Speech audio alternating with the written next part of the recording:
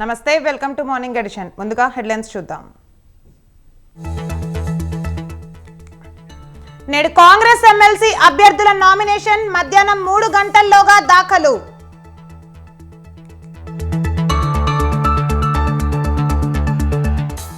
దావోస్లో రేవంత్ రెడ్డి పెట్టుబడుల వేట, ఒక్కరోజే 8,000 కోట్ల పెట్టుబడులపై ఒప్పందాలు.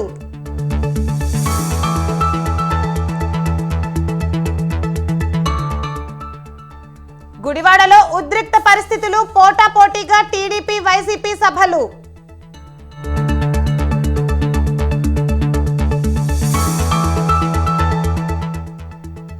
నేడు హైదరాబాద్ కు ఏపీ సీఎం జగన్, షర్మిల కుమారుడు ఎంగేజ్మెంట్ కు హాజరు.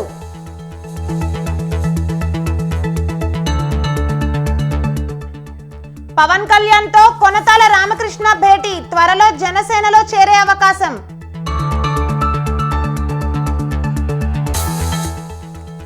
ఈ నెల 22 తర్వాత లిక్కర్ కేసులో కీలక పరిణామాలు, అరుణ్ పిల్లై మధ్యంతర బెయిల్ పొడిగింపులకు ఢిల్లీ హైకోర్టు నిరాకరణ.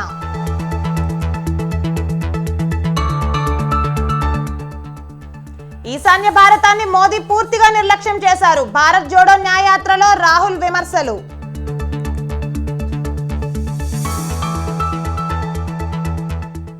ఆఫ్ఘనిస్తాన్ పై టీమిండియా గ్రాండ్ విక్టరీ, రెండో సూపర్ ఓవర్లో తేలిన ఫలితం.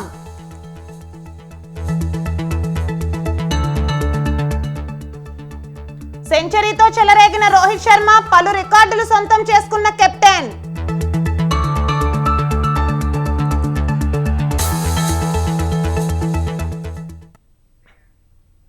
నేడు టీడీపీ వ్యవస్థాపకుడు, దివంగత మాజీ ముఖ్యమంత్రి ఎన్టీఆర్ వర్ధంతి. ఈ సందర్భంగా హైదరాబాద్లోని ఎన్టీఆర్ ఘాట్ వద్ద ఆయన మనవళ్లు, సినీ నటులు జూనియర్ ఎన్టీఆర్, కళ్యాణ్ రామ్ నివాళులర్పించారు. తెల్లవారుజామునే అక్కడికి చేరుకొని అంజలి ఘటించారు. పెద్ద ఎత్తున అభిమానులు చేరుకోవడంతో సందడి వాతావరణం నెలకొంది.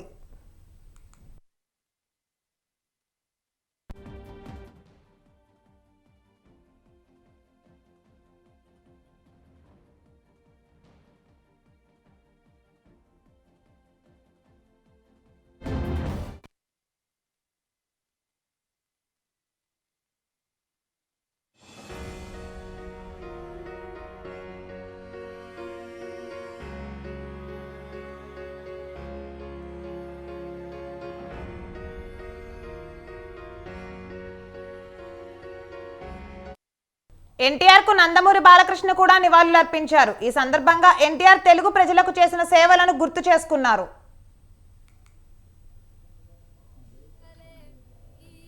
నేడు టీడీపీ వ్యవస్థాపకుడు, దివంగత మాజీ ముఖ్యమంత్రి ఎన్టీఆర్ వర్ధంతి.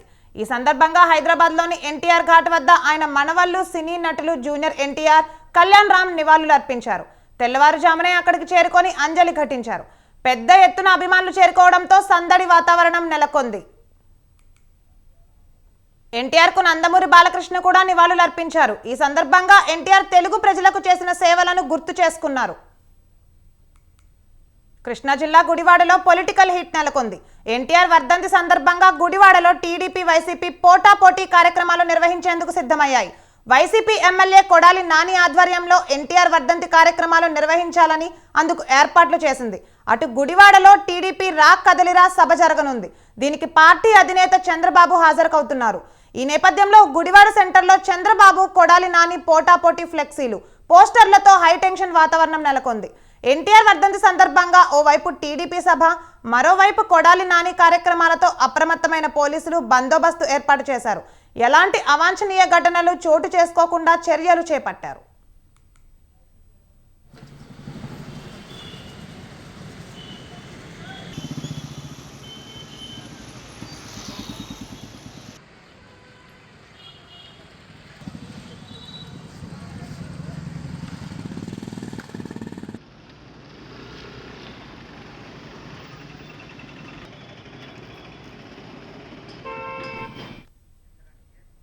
ఓకే, ఇక ఈ అంశంపై మా ప్రతినిధి సంతోష్ ఫోన్ లైన్ లో అందిస్తారు.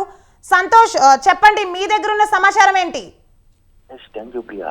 ఏదైతే ఈ కృష్ణా జిల్లాలో చూసుకున్నట్లయితే కనుక స్వర్గీయ నందమూరి తారక రామారావు వర్ధంతి సందర్భంగా ఇటు టీడీపీ ముఖ్య నేతలందరూ కూడా ఏర్పాట్లన్నీ కూడా ముమ్మరం చేసినట్టు కూడా తెలుస్తా ఉంది. ఈ నేపథ్యంలో ఈ రోజు చూసుకున్నట్లయితే కనుక ముఖ్యంగా టీడీపీ అధినేత చంద్రబాబు నాయుడు రా కదలరా బహిరంగ సభ అనేది కూడా గుడివాడలో ఎంతో పెద్ద ఎత్తున అయితే కనుక ఈ సభ అనేది కూడా నిర్వహిస్తా ఉన్నారు. ఈ నేపథ్యంలోనే ఇక్కడ టీడీపీ ముఖ్య నేతలందరూ కూడా ఏర్పాట్లు చేయడం కూడా జరుగుతూ ఉంది. ముఖ్యంగా ఈ రోజు ఏదైతే స్వర్గీయ నందమూరి తారక రామారావు స్వస్థలమైనటువంటి నిమ్మకూరు వెళ్లి అక్కడ విగ్రహానికి నివాళులు అర్పించి అనంతరం కూడా ఇక్కడ గుడివాడకి అయితే చేరుకుంటా ఉంటారు. అయితే మరోవైపు గుడివాడ మాజీ మంత్రి శాసనసభ్యులైనటువంటి కొడాలి నాని సైతం కూడా ఈ రోజు పెద్ద ఎత్తున అన్నదాన కార్యక్రమాలు కూడా ఏర్పాటు చేయడంతో పాటు జూనియర్ ఎన్టీఆర్ తో వెలిసినటువంటి ఫ్లెక్సీలను కూడా ఏర్పాటు చేయడం కూడా జరిగింది. దీంతో ఇక్కడ టీడీపీ వాతావరణం అనేది కూడా నెలకొందని చెప్పుకోవచ్చు. దీంతో పోలీసులు పెద్ద ఎత్తున అయితే కనుక మోహరింపు జరగడంతో పాటు ఇటు ట్రాఫిక్ ని సైతం కూడా డైవర్ట్ చేసిన పరిస్థితులు ఏర్పడతా ఉన్నాయి. అయితే ఈ రోజు ఏం జరిగింది ఏంటి అన్న దానిపై అయితే కనుక ఇటు పోలీసులు పెద్ద ఎత్తున అయితే కనుక నిఘా ఏర్పాటు చేయడం కూడా జరుగుతూ ఉంది. ఎందుకంటే ఇటు వైసీపీ టీడీపీ గతంలో జరిగినటువంటి ఘర్షణలను దృష్టిలో పెట్టుకొని ఈసారి ఇటువంటి అల్లర్లు జరగకుండా ఉండేందుకు కూడా పెద్ద ఎత్తున అయితే కనుక అధికారులు పూర్తి స్థాయిలో నిఘా ఏర్పాటు చేయడం కూడా జరుగుతూ ఉంది. ఈ రోజు రా కదిల్రా అనే సభ కూడా ఉండడంతో పాటు ఏదైతే గుడివాడలోనే కొడాలి నాని ఇలాకాలో ఏర్పాటు చేసినటువంటి ఈ బహిరంగ సభలో టీడీపీ ముఖ్య నేతల పార్లమెంటు సభ్యులకు సంబంధించినటువంటి అదేవిధంగా ఉమ్మడి కృష్ణా జిల్లా ముఖ్య నేతలతో పాటు ఏలూరు జిల్లా చుట్టుపక్కల ప్రాంతాల నుంచి కూడా పెద్ద ఎత్తున వస్తున్నటువంటి కార్యకర్తలు పాల్గొంటున్న నేపథ్యంలో ఎటువంటి అవాంఛనీయ సంఘటనలు జరగకుండా ఇటు పోలీసులు అయితే కనుక అడుగడుగున అయితే కనుక భద్రతా వాళ్ళతో పాటు నిఘా ఏర్పాటు కూడా చేసినట్టు కూడా తెలుస్తుంది. మరోవైపు కొడాలి నాని సైతం కూడా పలు కార్యక్రమాలకు శ్రీకారం చుట్టిన నేపథ్యంలో ఇటు వైసీపీ కార్యకర్తలు టీడీపీ కార్యకర్తలు కొంత ఎదురైనప్పటికీ కూడా ఎటువంటి అవాంఛనీయ ఘటనలు జరగకుండా కూడా తగు జాగ్రత్తలు అయితే కనుక తీసుకుంటున్నట్టు కూడా తెలుస్తూ ఉంది. Priya. Right, thank you Santosh.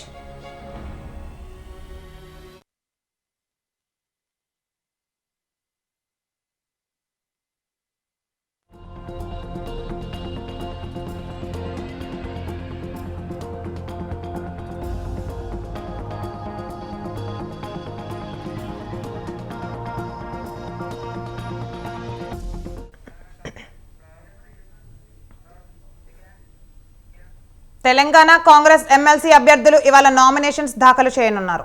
ఇవాళ మధ్యాహ్నం 3 గంటలతో నామినేషన్స్ గడువు ముగియనుంది. ఈ నేపథ్యంలో ఇవాళ ఉదయం నామినేషన్లు వేయనున్నారు. ఎమ్మెల్సీ అభ్యర్థులుగా NSUI president Balmuri Venkat, TPCC president Mahesh Kumar Goud అధికారికంగా ప్రకటించింది కాంగ్రెస్. నిన్నటి వరకు అద్దంకి దయాకర్, బల్మురి వెంకట్ పేర్లు ప్రచారంలో ఉండగా చివరి నిమిషంలో అద్దంకి స్థానంలో మహేశ్వర్ గౌడ్ పేరు తెర మీదకి వచ్చింది.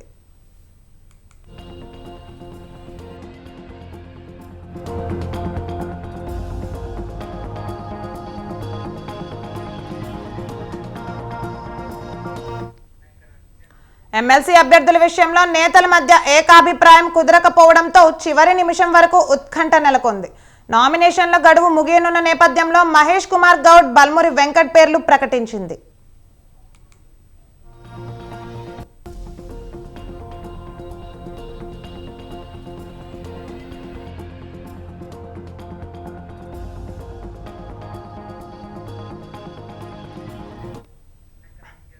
ఎమ్మెల్సీ స్థానాల ప్రకటనపై అద్దంకి దయాకర్ స్పందించారు. తాను కాంగ్రెస్ పార్టీకి విధేయుడనని అన్నారు. పార్టీ తీసుకున్న నిర్ణయాలకు కట్టుబడి ఉంటానని, పార్టీ కొరకు సహనంగా ఉంటానని స్పష్టం చేశారు. తనకు మరింత మంచి పొజిషన్ ఇవ్వాలని పార్టీ ఆలోచిస్తోందని ఆశాభావం వ్యక్తం చేశారు. తన పట్ల పార్టీ సానుకూలంగా ఉందన్నారు. ఎమ్మెల్సీ అంశంలో పార్టీ తీసుకున్న నిర్ణయం పట్ల చాలామంది నా అభిమానులకు, తర్వాత పార్టీ అభిమానులకు కొంత ఇబ్బందికరమైన పరిస్థితి వచ్చి ఉంటుంది. బట్ పార్టీ కొరకు మనం సహనంతో ఉందాం. పార్టీ నన్ను ఇంకా మరింత మంచి పొజిషన్ కొరకు ఆలోచిస్తుండొచ్చు. కాబట్టి ఇది రాకపోవడం వల్ల ఏదో అద్దంకి దయాకరణ మీద ఏదో కుట్రనో నష్టం జరుగుతుందని భావించకండి. ఎందుకంటే డెఫినెట్గా నా పట్ల కేంద్ర పార్టీ కానీ రాష్ట్ర పార్టీ కానీ చాలా సీరియస్గా కన్సర్న్ ఉన్నది. అది నాకు కూడా తెలుసు. దీపాదాస్ మున్షి గారు కూడా నాతో నిన్న మాట్లాడినప్పుడు చాలా స్పష్టంగా కూడా చెప్పడం జరిగింది. కాబట్టి పార్టీ యొక్క విధేయునిగా పార్టీ నిర్ణయాలను గౌరవించాల్సిన బాధ్యత నాపై ఉన్నది. పార్టీ భవిష్యత్తును మరింత ఆలోచించే వాళ్ళుగా మనం అందరం కూడా రేపు ప్రజల పాలన ఎట్లా ఉంటుందో మనం అందరం కూడా కలిసి ముందుకు తీసుకుపోవడానికి ముఖ్యమంత్రి గారికి, కేబినెట్కి మనం అందరం కూడా సహకరించాల్సిన అవసరం ఉంది. నన్ను పార్టీ మంచి అవకాశం ఇస్తుందని నేను ఆలోచిస్తున్నాను. Thank you very much. జై కాంగ్రెస్, జై హింద్. గవర్నర్ కోట ఎమ్మెల్సీ ఎన్నికపై తమిళిసై కీలక నిర్ణయం తీసుకున్నారు. హైకోర్టులో వివాదం తేలే వరకు 2 ఎమ్మెల్సీ స్థానాలను భర్తీ చేయకూడదని గవర్నర్ తమిళిసై నిర్ణయించారు. 2 స్థానాల్లో దాసోజు శ్రవణ్, సత్యనారాయణను గత ప్రభుత్వం ప్రతిపాదించింది. ఆ ఇద్దరికి గవర్నర్ కోటాలో ఎమ్మెల్సీలుగా నామినేట్ అయ్యేందుకు తగిన అర్హతలు లేవంటూ తమిళిసై తిరస్కరించారు.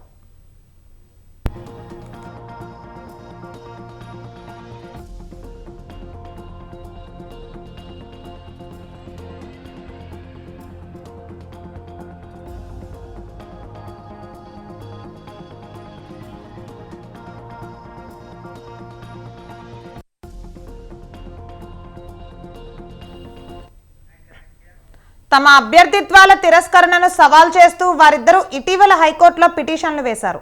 పిటిషన్ల విచారణ అర్హతపై ఈ నెల 24న హైకోర్టులో విచారణ జరగనుంది.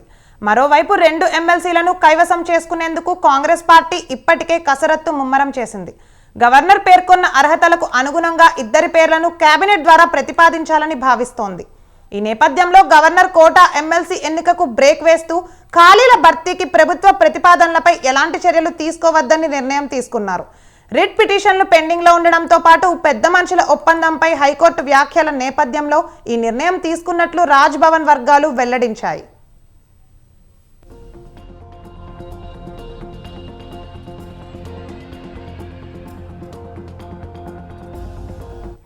మేనల్లుడు వైఎస్ రాజారెడ్డి ఎంగేజ్మెంట్ వేడుకలో పాల్గొనేందుకు ఏపీ సీఎం జగన్ ఇవాళ హైదరాబాద్కు రానున్నారు.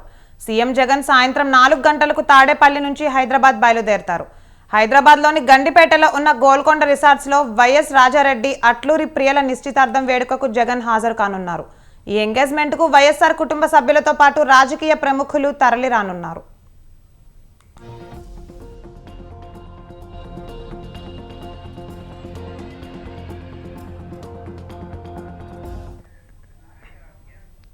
రాజకీయాలకు అతీతంగా పలువురు ప్రముఖులకు కొడుకు నిశ్చితార్థ వేడుకకు ఆహ్వానించారు వైఎస్ షర్మిల. నిశ్చితార్థంతో పాటు వివాహానికి కూడా రావాలని అందరినీ ఆహ్వానించారు షర్మిల. ఆ తర్వాత హైదరాబాద్లో ఏర్పాటు చేసిన రిసెప్షన్ ఆహ్వానాలను కూడా ఇప్పటికే షర్మిల పలువురు ప్రముఖులకు అందించారు. ఫిబ్రవరి 17న రాజారెడ్డి, అట్లూరి ప్రియల వివాహం జరగనుంది.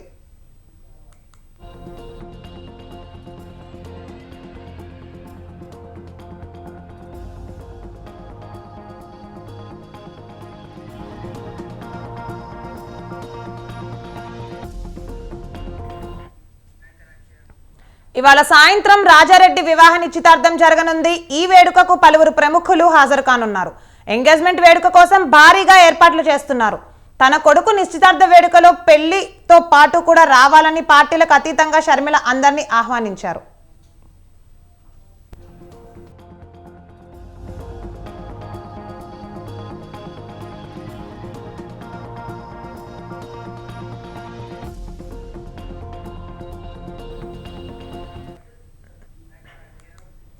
ఫిబ్రవరి 17న వైఎస్ రాజారెడ్డి, అట్లూరి ప్రియల పెళ్లి జరగనుంది.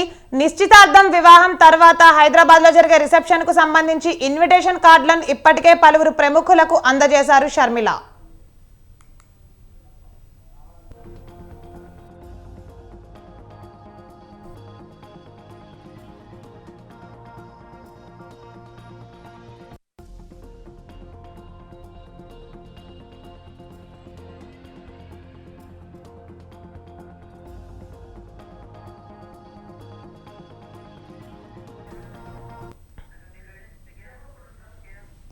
హైదరాబాద్లో జనసేన అధినేత పవన్ కళ్యాణ్, ఆంధ్రప్రదేశ్ పీసీసీ అధ్యక్షురాలు షర్మిల కలిశారు. హైదరాబాద్లోని పవన్ నివాసంలో మర్యాదపూర్వకంగా కలిశారు. ఆమె కుమారుడు వైఎస్ రాజారెడ్డి వివాహానికి హాజరు కావాలని ఆహ్వానిస్తూ పవన్ కు ఆహ్వాన పత్రికను అందజేశారు. ఈ సందర్భంగా కాబోయే వధూవరుల వివరాలను పవన్ అడిగి తెలుసుకున్నారు.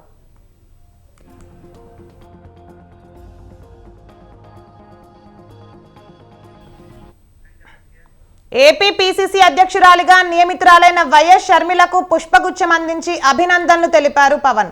ఇవాళ సాయంత్రం హైదరాబాద్లో వైఎస్ రాజారెడ్డి ఎంగేజ్మెంట్ జరగనుంది.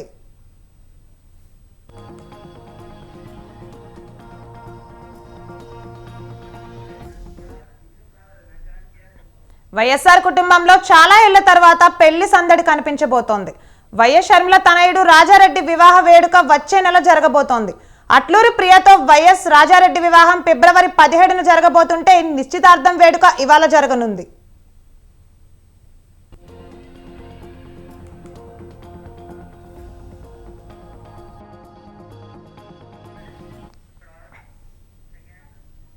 ఏపీసీసీ అధ్యక్షురాలుగా షర్మిల ఈ నెల 21న బాధ్యతలు స్వీకరించనున్నారు. ఈ నెల 21న ఉదయం 11 గంటలకు ఆమె బాధ్యతలు స్వీకరించనున్నారు. ఈ మేరకు కాంగ్రెస్ పార్టీ అధికారికంగా ఓ ప్రకటన విడుదల చేసింది.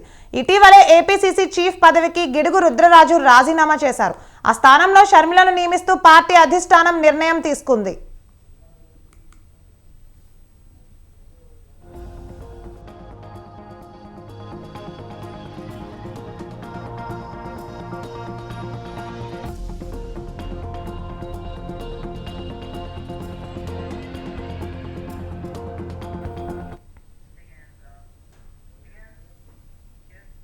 సీనియర్ నేత మాజీ మంత్రి కొనతాల రామకృష్ణ జనసేన అధినేత పవన్ కళ్యాణ్తో హైదరాబాద్లో భేటీ అయ్యారు. ఆయనకు పుష్పగుచ్చం అందించి ప్రత్యేకంగా సమాలోచనలు చేశారు. 2014లో వైసీపీకి రాజీనామా చేసిన కొనతాల ఇంతవరకు ఏ పార్టీలోనూ అధికారికంగా చేరలేదు.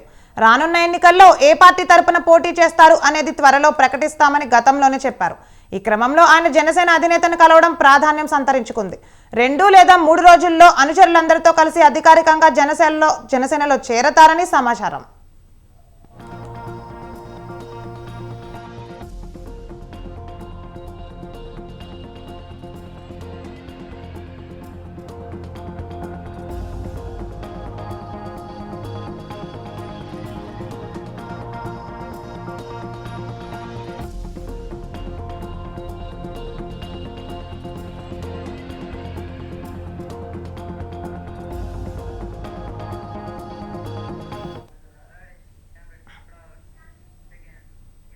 ఢిల్లీ లిక్కర్ స్కామ్ లో ఢిల్లీ సీఎం కేజ్రీవాల్ ఈడీ విచారణకు హాజరుపై సస్పెన్స్ కొనసాగుతోంది. ఇవాళ విచారణకు హాజరు కావాలని 4వ ఈడీ నోటీసులు పంపించింది. ఇప్పటికే గతంలో 3 సార్లు నోటీసులు ఇచ్చిన వివిధ రకాల కారణాల వల్ల కేజ్రీవాల్ విచారణకు హాజరు కాలేదు. దీంతో 4వ ఈడీ నోటీసులు ఇచ్చింది. ఇవాళ హాజరుపై కూడా సందిగ్ధత నెలకొంది. అయితే కేజ్రీవాల్ హాజరు కాకపోతే సీరియస్ గా తీసుకుంటామని ఈడీ వర్గాలు అనుకుంటున్నాయి.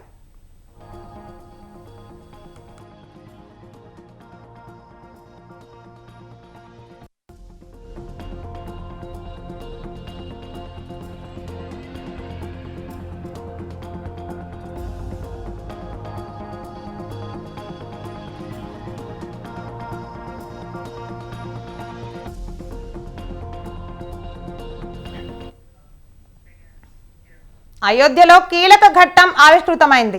రామ మందిర ఆలయ గర్భగుడిలో శ్రీరాముడి విగ్రహాన్ని తీసుకువచ్చారు. తెల్లవారుజామున గర్భగుడిలో రామ్ లల్లా విగ్రహాన్ని క్రేన్ సాయంతో గర్భగుడి ప్రాంగణంలోకి తెచ్చారు. ఈ కార్యక్రమం సమయంలో భక్తులు పెద్ద ఎత్తున జై శ్రీరామ్ నినాదాలు చేశారు. విగ్రహాన్ని తీసుకువచ్చే ముందు గుడిలో ప్రత్యేక పూజలు నిర్వహించారు.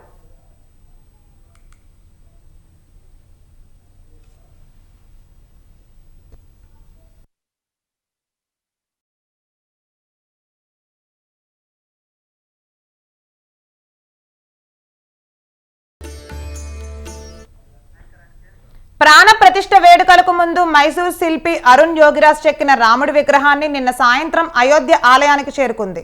సుమారుగా 150 నుంచి 200 కిలోల బరువున్న విగ్రహాన్ని సాయంత్రం ఊరేగింపుతో ఆలయానికి తీసుకువచ్చారు. ఇవాళ గర్భగుడిలో ఏర్పాటు చేసే అవకాశం ఉందని శ్రీరామ మందిర నిర్మాణ కమిటీ చైర్పర్సన్ నృపేంద్ర మిశ్రా తెలిపారు.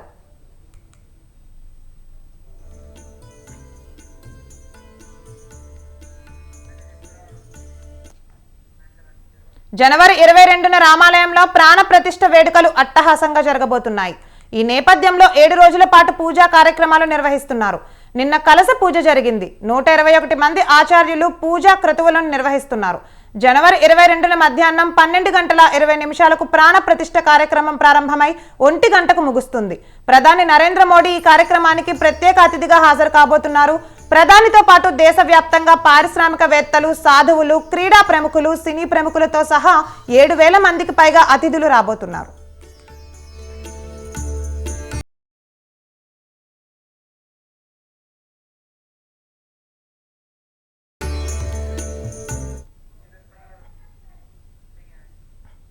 రానున్న రోజుల్లో అయోధ్యకు రద్దీ పెరగనున్న నేపథ్యంలో తెలుగు రాష్ట్రాల నుంచి పెద్ద సంఖ్యలో ప్రత్యేక రైళ్లు నడిపించేందుకు రైల్వే శాఖ ప్రణాళికలు రూపొందించింది.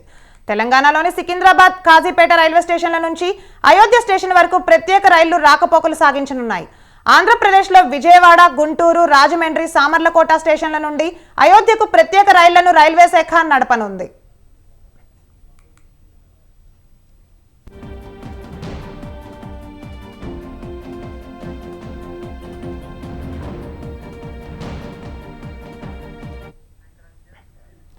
సికింద్రాబాద్ అయోధ్య ప్రత్యేక రైళ్లు జనగాం, కాజీపేట, పెద్దపల్లి, రామగుండం, మంచిర్యాల మీదుగా రాకపోకలు సాగిస్తాయి.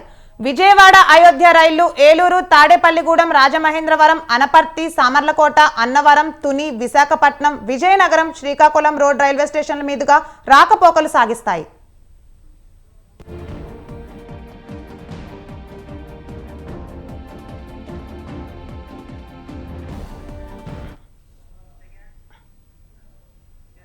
భారత్, ఆఫ్ఘనిస్తాన్ 3 టీ20ల సిరీస్ ను టీమిండియా 3-0తో కైవసం చేసుకుంది. ఈ సిరీస్ లో 2 టీ20 మ్యాచ్లు ఒక ఎత్తైతే నిన్న రాత్రి జరిగిన మ్యాచ్ మరోవైపు. టీ20 చరిత్రలోనే సూపర్ ఓవర్ ఆడిన మ్యాచ్ గా చివరి మ్యాచ్ నిలిచింది.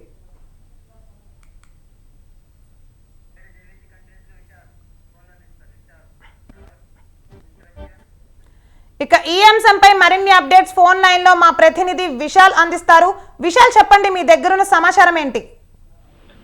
రైట్ ప్రియా, ఈ ఏడాది జూన్ లో జరిగే ప్రపంచ కప్ టీ20 కంటే ముందు జరిగిన చివరి T20 match Afghanistan Bharat match లో మొత్తం 3 టీ20 సిరీస్ 3 మ్యాచ్లు ఉండగా ఇప్పటికే అంటే 2 మ్యాచ్ల్లో విజయాలు సాధించిన భారత్ చివరి మ్యాచ్ లో మాత్రం ఒక ఆసక్తికర పోరు నెలకొంది. బెంగళూరు చిన్నస్వామి స్టేడియం వేదికగా జరిగిన ఈ మ్యాచ్ లో 20 ఓవర్లకు 212 రన్ చేసి 4 వికెట్లు కోల్పోయిన భారత్ ఆ తర్వాత దాని ఒక భారీ లక్ష్యాన్ని ఆఫ్ఘనిస్తాన్ ముందుంచింది. టార్గెట్ ని ఛేదించేందుకు బరిలోకి దిగిన ఆఫ్ఘనిస్తాన్ 20 ఓవర్లలో 6 వికెట్లు కోల్పోయి 212 రన్స్ చేసింది. అంటే ఒక్క పరుగు తేడాతోటి ఆఫ్ఘనిస్తాన్ అటు విజయాన్ని అంటే చివరి మ్యాచ్ లో అయినా గెలుద్దాం అనుకున్న ఒక ఆశని కోల్పోయింది. ఇక దీని మ్యాచ్ టై కావడం తోటి వెంటనే సూపర్ ఓవర్ ప్రారంభమైంది. ఇక సూపర్ ఓవర్ లో మొదటిగా బ్యాటింగ్ చేసిన ఆఫ్ఘనిస్తాన్ 16 రన్స్ చేసింది. ఆ వెంటనే సెకండ్ ఇన్నింగ్స్ సూపర్ ఓవర్ లో సెకండ్ ఇన్నింగ్స్ స్టార్ట్ చేసిన భారత్ 16 రన్స్ చేయడం తోటి మళ్ళీ అంటే సూపర్ ఓవర్ కూడా టై అయింది. ఇక ప్రపంచ టీ20 మ్యాచ్లలో సూపర్ ఓవర్ కూడా టై అవ్వడం ఇదే మొదటిసారి అని కూడా క్రికెట్ విశ్లేషకులు చెప్తున్నారు. ఇక రెండో సూపర్ ఓవర్ లో ఈసారి ముందుగా భారత్ బ్యాటింగ్ చేసి 11 రన్స్ కొట్టింది. అయితే ఈసారి ఎలాగైనా అలవోకగా గెలుద్దామని అనుకున్న ఆఫ్ఘనిస్తాన్ మాత్రం ఒక్క రన్నే చేసి ఒక వికెట్ ని కూడా కోల్పోయింది. దీంతో 10 పరుగుల తేడాతోటి ఆఫ్ఘనిస్తాన్ పై భారత్ విజయం సాధించింది. మొత్తం ఈ టీ20 సిరీస్ ని ఆఫ్ఘనిస్తాన్ క్లీన్ స్వీప్ గా చేసేసి భారత్ అటు క్రికెట్ అభిమానుల్లో ఒక ఉత్సాహాన్ని నింపింది. ఎందుకంటే ఈ టీ20 వరల్డ్ కప్ గెలిచింది కాబట్టి రాబోయే రోజుల్లో ప్రపంచ టీ20 కప్ జూన్ లో స్టార్ట్ అవుతుంది. అప్పుడు కూడా ఇదే ఉత్సాహాన్ని భారత్ కొనసాగిస్తుందని ఒక నమ్మకాన్ని అదే ఒక ఉత్సాహాన్ని కూడా క్రికెట్ అభిమానులు ముఖ్యంగా టీ20 మ్యాచ్లు అంటే ఎంతో క్రేజ్ ఉంటుంది. ఆ టీ20 మ్యాచ్ లో కూడా ఎంతో మంది క్రికెట్ అభిమానులు ఎదురు చూస్తుంటారు. సో ఆ అభిమానులందరికీ కూడా ఒక ఉత్సాహాన్ని ఈ సిరీస్ నింపిందని చెప్పుకోవాలి. ఇక మొత్తంగా ఈ సిరీస్ లో ప్లేయర్ ఆఫ్ ది మ్యాచ్ గా శివం దూబే నిలవగా నిన్నటి జరిగిన మ్యాచ్ లో మాత్రం ప్లేయర్ ఆఫ్ ది మ్యాచ్ గా రోహిత్ శర్మ నిలిచాడు. అటు ఆఫ్ఘనిస్తాన్ కూడా మొదటి 2 మ్యాచ్ల్లో కొంత విఫలమైనప్పటికీ 3వ మ్యాచ్ లో మాత్రం టాప్ 3 ప్లేయర్స్ తమ అద్భుతమైన పర్ఫార్మెన్స్ ని చూపించారు. ఓవరాల్ గా ఆఫ్ఘనిస్తాన్ టీం కూడా చివరి మ్యాచ్ లో అది భారత్ లాంటి పెద్ద దేశంతో 212 పరుగులను కూడా చేసిందంటే అటు ఆఫ్ఘనిస్తాన్ కూడా ఒక పర్ఫార్మెన్స్ లో ఇంప్రూవ్ అయిందని కూడా అటు క్రికెట్ విశ్లేషకులు అంటున్నారు. మొత్తానికి చివరి టీ20 ప్రపంచ కప్ కంటే ముందు జరిగిన చివరి టీ20లో అటు క్రికెట్ అభిమానులకి టీమిండియా ఒక బహుమతిని ఇచ్చిందనుకోవాలి, ఒక కానుక ఇచ్చిందని చెప్పుకోవాలి, ఒక ఉత్సాహాన్ని కూడా నింపింది. ఇక ఇదే ఉత్సాహాన్ని వచ్చే టీ20 వరల్డ్ కప్ లో కూడా కొనసాగించాలని క్రికెట్ అభిమానులు భారత్ క్రికెట్ అభిమానులు అందరూ కూడా కోరుకుంటున్నారు. Priya, right, thank you Vishal.